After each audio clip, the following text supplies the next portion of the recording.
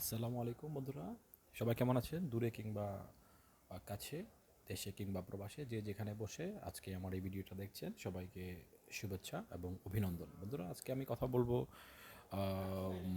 সকল প্রবাসীদের জন্য, যারা অলরেডি প্ল্যান করছেন যে আপনারা দেশের বাইরে আসবেন। তো এবার যেই দেশেই হন না কেন, আপনারা এটা প্ল্যান করে নিয়েছেন যে আপনারা বাহিরে আসবেন। অনেকের হয়তো বা ভিসা হয়ে গেছে, অথবা ভিসার জন্য অনেকে আবেদন করছেন। তো এই প্রত্যেকের জন্য এই ভিডিওটা গুরুত্বপূর্ণ হতে যাচ্ছে। তো আমি মোহাম্মদ রাজীব ভুঁইয়া, সংযুক্ত আরব আমিরাত থেকে আপনাদের পাশে আছি। তো আপনারা আমার এই চ্যানেলটাকে সাবস্ক্রাইব করে আমার পাশে থাকবেন, ভিডিওতে লাইক করবেন, কমেন্ট করবেন। তো একটা মানুষ যখন প্ল্যানিং করছেন আপনি দেশের বাইরে আসবেন, আসার সময় আপনি কিছু প্রয়োজনীয় জিনিস আপনি সাথে নিয়ে আসবেন, এবং কিছু প্রয়োজনীয় কাজ আপনি বাংলাদেশের করে আসবেন।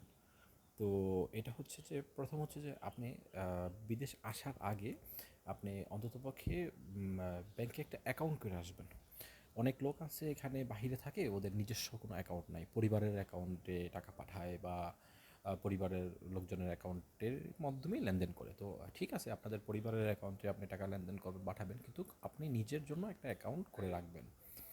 আর পাশাপাশি অ্যাকাউন্টের পাশে একটা ডিপিএস করে আসবেন। বাংলাদেশে হয়তো বা ১,০০০ টাকা হোক প্রত্যেক মাসে, বা ২,০০০ টাকা, ৫,০০০ টাকা, এরকম একটা ডিপিএস করবেন দেশে, আপনার অ্যাকাউন্টের সাথে সংযোগ করে ওই ডিপিএসটা করে রাখবেন যে কোনো একটা ব্যাংকে। ইসলামী ব্যাংক হতে পারে, তারপরে আপনার সোনালী ব্যাংক হতে পারে, যে কোনো একটা ব্যাংক হতে পারে, একটা অ্যাকাউন্ট করবেন। আর ২ নম্বর হচ্ছে, আসার সময় আপনারা কিছু প্রয়োজনীয় জিনিস নিয়ে সাথে করে নিয়ে আসবেন। যেমন প্রয়োজনীয় জিনিসের মধ্যে কী হতে পারে, যেমন আপনি আসার সময় দেশ থেকে আপনি একটা নেল কাটার নিয়ে আসলেন, একটা কেচি নিয়ে আসলেন সাথে করে। আবার অনেকে ট্রিমার আনেন, ওই যে শেপিং করার জন্য। তো আপনি সাথে করে একটা ট্রিমার নিয়ে আসতে পারেন। তো তারপরে আপনি মোজা সাথে করে নিয়ে আসতে পারেন, ২-৩ জোড় মোজা নিয়ে আসবেন। সেন্টু গেঞ্জি আছে, স্লিপার আছে, তারপরে আপনি ব্রাশ, টুথপেস্ট, তারপরে সাবান, শ্যাম্পু, এই জিনিসগুলো নিয়ে আসবেন। অনেকেই কী করে, এগুলো আনে না, বলে ভাই ভাই এগুলা নিয়ে যায় কী করবো, এইগুলা তো ওইখানে যেয়ে কিনতে পারবো। তো আসলে কি, সবার পারিবারিক অবস্থা তো আর একরকম না। অনেকে হয়তো বাসার সময় ডলার ভাঙায়া বা যে দেশে যায় ওই দেশের কারেন্সিতে টাকা পয়সা নিয়ে আসে, হ্যাঁ, বা দেড়হাম, রিয়েল বা ডলার নিয়ে আসে। আর অনেকে তো আসলে শুধু খাবারের খরচটাই শুধু নিয়ে আসে। তো ওই সময় আপনি তো আসার পরে আপনি তো সাথে সাথে জয়েন করলেও তো আপনার স্যালারি তো আর সাথে সাথে পাবেন না, স্যালারি পাইতে আপনার সময় লাগবে।